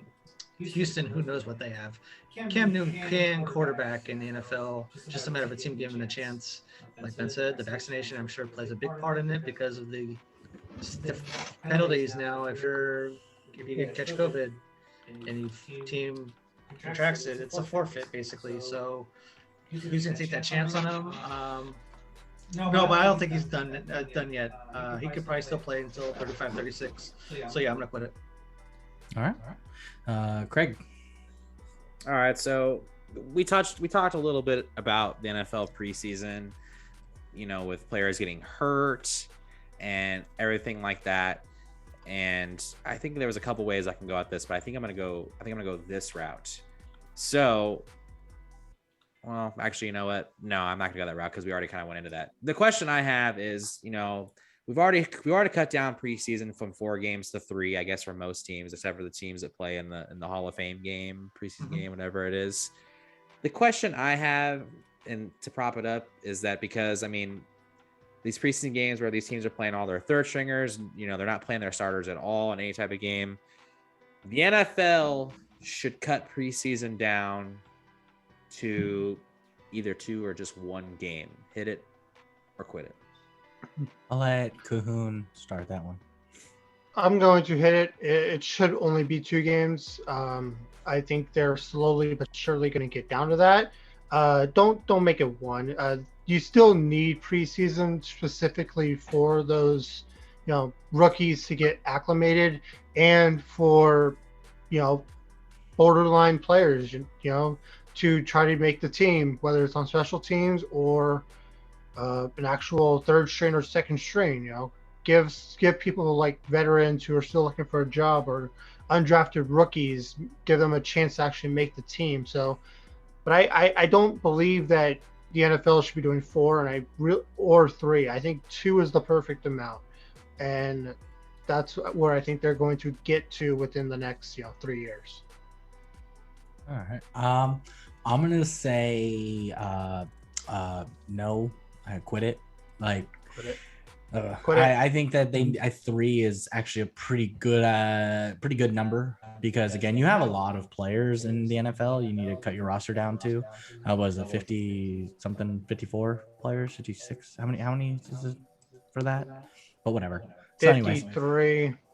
Sure, we'll go with that. So you gotta cut it down, but that they're essentially getting like 80 plus players, and they got to give everyone an opportunity to just see what they can do, and anyone can have a good game or a good quarter, that you get to play. You want to see multiple opportunities to see what they can do. So I think 3 games, and I think 4 is maybe a little too much, but I think 3 games is a good number. And I think 2 and 1 is just not enough time to really see what you got, what you're dealing with. You can really get to weigh out your options with your players that way. All right. I'm gonna quit it. I think the NFL should go down to 2 or even 1. Well, that would mean you're hitting it. Oh, I'm sorry, hidden. Actually, I wouldn't have any preseason games in general. To be honest, I would have scrimmages with other teams. That's maybe not going as 75% compared to 100%, but the NFL's a business. They make their money, even if it's preseason. They want to charge you full rate for tickets, so they're never going to do that. I would knock it down to 2, 1, or even none, but it's never going to happen. So, yeah, it is what it is. Yeah, I'm gonna hit it as well. And I actually like a lot of what John said, that I think 2 is a good solid number. I don't think you need to go on 1. You want to give the rookies a chance to get their feel out there. And I mean, good. Give each team a home game. Give each team a game on the road. And I know that's one thing I think about is why it may not happen, is because exactly what you said, Jay, like NFL is a business and everything. But at the same time, they just added an 18th week into the NFL season. And that's where they're going to make more of their money, is there than in the preseason. Yeah, I get they can charge the same amount, but I'm pretty sure you're going to see more butts in the stands in a week 18 game than you're going to see in a week 2 preseason game necessarily. So I think if they could find a way to cut that down to 2 weeks, I think that's probably a more ideal number. Even though I do like what you said, though, I mean, nobody really cares about preseason that much. Like, is anyone going to miss it that badly if they didn't have it at all? But I don't think they should get rid of it completely. I think they should trim it down to 2. And I think right there, that'd be solid. Yeah. So, sorry. So we've definitely brought up the 1-game playoff multiple times on this podcast alone. And I don't like the 1-game playoff, but I do not want a repeat of last year where it was an 8-team per NL and AL went to the playoffs. I don't like that either. I like the wild card what it is, but I don't like the 1-game playoff. So my hit or quit it is, should it be a best of 3 where the whoever's the 1 seed gets all 3 games at home? Anybody? I will start this. I will hit it. I will hit it softly. I like I bet the you idea. will. I like the idea of That's what she said. 3-game playoff wild card kind of thing. You know, I like that idea because, again, I've even said like 1 game is kind of stupid, like especially seeing like how the A's are. It's like, not trying to roast you guys. It's like, you guys have 1 game, you guys don't perform well. But I think if it was a 3-game series in the past, maybe you guys get your shit together and win 2 games straight. You know, shit happens. I would not agree though with being 3 games at one park necessarily. I would maybe do 2-1 or 1-2 or something, just to mix it up. I mean, I understand it's a little stupid to go travel and stuff like that, but at the same time, like, baseball's a multi-bazillion-dollar industry sport, and they could afford to pay that extra fuel. But yeah, and then plus it would give a team a chance, the fans, to see like, oh shit, my team's here, I'm gonna watch them, you know. But yeah, it's just an opportunity. But I think that I would have to hit that softly in regards to that. I think that it would be really cool to see a 3-game wild card series. I think 5 is too much. 7 is meant for the playoffs, like when you're actually in there. But I think 1 is just not enough. You've seen games just kind of like teams just kind of falter. And so, yeah, I think it could be better. Okay. Let's see. So let me rephrase real quick. So it was hit it if you want to get rid of just the 1 game, one wild card game. Yeah, if you hit it, then you agree that it should be a best of 3 where the home team is all 3. It's basically a regular. Yeah, I'll hit it as well. I actually like the way you do, like the way you said it too, of just have a 3-game series and have the top seed just host all 3 games. Honestly, if you're the bottom seed, then earn it. Win a road series. You hear that, A's? Win a road series, and then you'll get some home games in the division series. So, but I mean, yeah, it's easy to have bias as an A's fan to not like the 1 game playoff, but I just like the idea of a team busting their ass for 162 games and winning enough to essentially be a playoff team. And then if you have one bad game, it's over just like that. So let them have 2 bad games, and if they suck in 2 games, then well, should have been better. So I'm hitting it. I'm gonna hit it as well. I don't like the 1 game playoff. I'm gonna say the 2 out of 3 is really good. I do like the 8 teams though. I like what they did last year when you had games going on, seemed like all day long, and it was entertaining. I actually like that too. I like the 8 teams. I thought that was really, really good. It's unfortunate for the top 2 seeds that they have to play right away, but again, it's a business. You got 8 teams, you got more revenue. I think that's where we're going towards anyway. But more games equals more money. So yeah, I would like to see 2 out of 3 with the top 8 teams in each American and National League. Mm-hmm. Yeah, I'm hitting it as well. I don't like the 1 game playoff. I've been on the record. I mean, I feel so bad for like the Brewers a couple years back where because it was a 1 game playoff and the one guy in right field, which ironically enough he's over in San Diego, Grisham. Trent Grisham, yeah. Yep, one little error and the season's over. Or how about I can't remember what team it was, but it was Atlanta versus someone where it was that infield fly rule controversy where it was not an infield fly. Like that was in left field. And they lost because of that. Like it's 1 game, and that just means there's so much more. Like you have more room for like error with like bullshit, like an umpiring, or like so much stuff can go wrong in a 1 game series. Like while a 3 game series, yeah, if you lose 2 games out of 3, like hey, it's you deserve to lose. Well, 1 game playoff, like you can get screwed and your season's over. So yeah, that's why I like the best of 3. All right, that's fair. We all were in agreement on that. All right, Jay, you got one more question. Take it away. All right. We touched on it earlier. Pretty good season for the pitches all the way around on Mondays, Wednesdays, and Fridays. Nice. Pretty solid season so far. The question is, are the pitches going to win a championship this season? Hit it or quit it. Cahoon, go ahead. You're really putting us in a predicament because what happens if we hit it and we don't?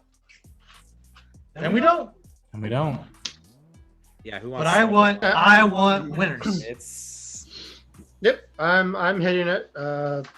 I think that we definitely showed yesterday that like if our team is clicking on all cylinders, we can beat that team. And when we did lose to them, we were definitely not clicking on all cylinders. Like we had so many errors that cost us the game against them.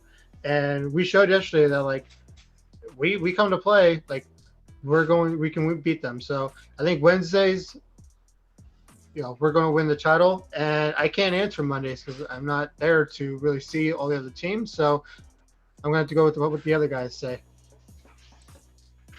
Ben? Yeah, for Mondays, I would have to say there's a damn good chance. I want to say hit it. I think as long as we come to play, we'll be good. This is one of the best teams in regards to the lineup, and with our opponents being relatively evenly matched. And I think even with the Life West team, I have some defensive strategies to talk about with you to kind of, if we get to them, I think that we can really contain them. And I think if we can get past them, I think they're the only person that could possibly upset us. And I think if we face Life West, whichever one of us goes to the ship is winning it. So I want to say hit it, and we're gonna take it. All right. I guess I'm gonna hit it as well. I do think our best chances of that is gonna be Wednesdays. I don't want to like say it in a bad way, but I think it's pretty much a lock that we're going to be playing in the championship game for Wednesdays. I do expect a better game than we had last night against No Glove, No Love, but I just think that if we do what we did, I just think we'd be extremely hard team to beat if we do what we do. So, and not to mention having Aaron and Gidget kind of being kind of those late season additions who are both extremely solid players. And I mean, getting them for playoffs is going to be just kind of like the ice on the cake of the solid team that we have. So I would say Mondays, there's a good chance too. I do think that Life West probably presents exactly what Ben said. I think they're our greatest challenge. I think they're probably they're not a good matchup for us, which that comes down to just because of just how damn fast all of them are. So we'll see how it goes. It's very likely that they would be the team that we would face in the second round of playoffs, essentially the first game lead to the championship. And I don't want to sleep on Just for Fun. They're a damn good team. Just for Fun beat Life West last week, and they've had their way with us over the years. We had a tough game against them, even though we had a big lead. They almost came back. We ended up winning. I think it was like 14-10 was the final. So I don't want to sleep on Just for Fun. I think that even if we do essentially beat Life West, I think we'd be in for another really, really tough game against Just for Fun in the finals. And that's assuming Just for Fun gets there. I mean, there's been so much competitiveness of the thing. I think any team can just about beat anybody. So we'll see how it goes. Life West, they played with 8 against us. They could play with 8 in playoffs. They might be short players. So I don't know. We'll see how it goes. But I'll say, good chance from both teams. But I'm going to say hit it just because I really think Wednesdays is a very solid chance. And I don't want to say on Mondays either. I think both nights we have chances to win. Nice. Jason, since you're playing on all 3 teams. All right. I'm going to hit it as well. I think we're going to win one at least. I think Fridays has the worst chance. Fridays has the worst chance. We're not winning. No one's beating Alicia's team. We didn't even get past the first game. No. We didn't beat Alicia's. But Mondays and Wednesdays are good. Like you said, Life West, they're going to be tough. But I think we match up well Wednesdays. But again, if our defense comes and our bats are there, we can compete with anybody. And I like our chances. So I'm going to hit it as well. # winning. Yeah, right. Yeah. All right, boys. Well, that concludes another week of Hit It or Quit It. And as we're, what the hell was that? Did you guys hear that over the? No. I saw something in the background. Don't say that. No, That was nice knowing you, Craig. Why would you say that? A flashing light. That's it. That's how UFO Like movies fireworks start. or something like that. All right, looking back, that's okay. Anyways, okay. All right. Well, let's move to We're gonna have to tape that. To the conclusion segment. Okay, now I'm scared shitless. So. It's a clown. Fucking clown. If something pops up, I'm exiting the Zoom chat. I'm getting the fuck out. Yeah. See ya. God bless. All right. Well, nice knowing everybody. But all right. Well, hey, we're wrapping up the show. It's been a good one this week. I was really excited to talk about football. We got some shout outs we want to give out. So, boys, any shout outs in particular you got? Yeah, I just got one. I'm gonna shout out Timeliners Barbershop. When I got myself a haircut yesterday over at yes, I did. Oh my god, it was weeks, almost a month overdue. So glad I finally got one. And when I saw Bryce, he cleaned me up pretty good. And then also, with NFL starting up real soon, Garrison, the owner of Timeliners, he's the guy that we talked to about our parlay cards. If you're a big football fan, you like to do parlays, hit up Garrison over at Timeliners. You get you hooked up. Jason? I got nothing this week, actually. Cute. Anyways, I know I've shouted out before, but finally I got to use those vouchers from Rockstar. It's like 3 straight weeks. Hey, you know what? You got to tag them, bud. I say he's an idiot. They hooked me up with those vouchers, and I got 28 cans of Rockstar for only $13. Can't complain about that. So that's what's up. Shout out again to those firefighters still battling with shit getting really crazy over there in Tahoe, and hopefully shouting out everyone who's getting out of there safely to find new safe spots to bunker down in for the time being, and hopefully that can get all taken care of in a timely manner. And then shout out to the pitches for Monday nights with our solid victory. I really kind of was a little worried there, us going down 6-1, thinking that maybe we weren't going to battle back and just kind of buckle under the pressure, but it was really good to see the compete and composure. And I really liked our defense as well. Loving the D as always. And it's been rock solid, rock hard. And so, it's a pretty good time. So that's my shout out. This is gonna be mature audience only kind of show. So right. top it off there. Just top it off there, Craig. How do you want to finish? Chrissy's over there like, God damn it, Ben. How do you want to finish? All right. I got 2 shout outs.